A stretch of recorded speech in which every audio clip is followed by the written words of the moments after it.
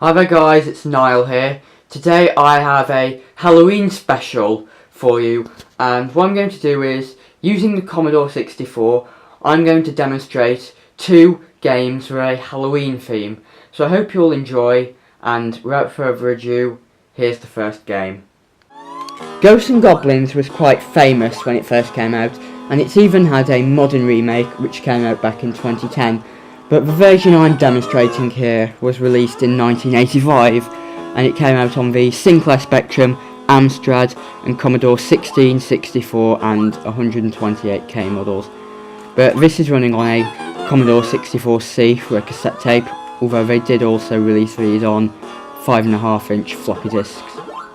Now, Ghosts and Goblins was actually a port of an arcade game, like many other early computer games, and the focus of this is why I chose it for the Halloween video.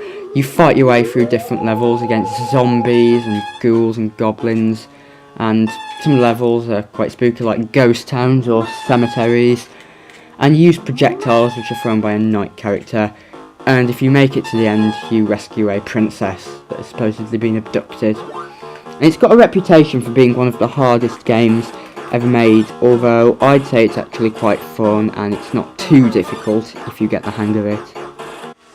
The second game I'd like to show you today has been ranked many times as one of the best games ever released for the Commodore 64, and it is of course Ghostbusters.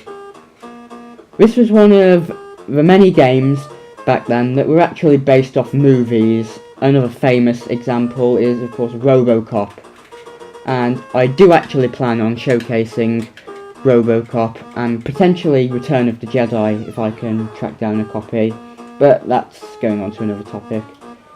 This game was released on the C64 in 1984, and they later ported it to other systems, including the Spectrum, Atari and NES, to name but a few. It was available on the Commodore 64 through a cassette tape or a fast load cartridge, but just like the last game, this is from a cassette tape, which were the most common medium for the C64 and for most computers in the UK. It did sell very well in the UK as well as over in the United States, and it was actually developed by Activision, who most of you should recognise for being the developers of Call of Duty these days.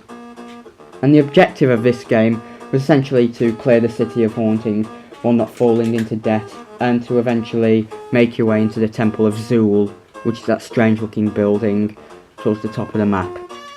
Well, there you have it, two vintage games on the Commodore 64 for Halloween.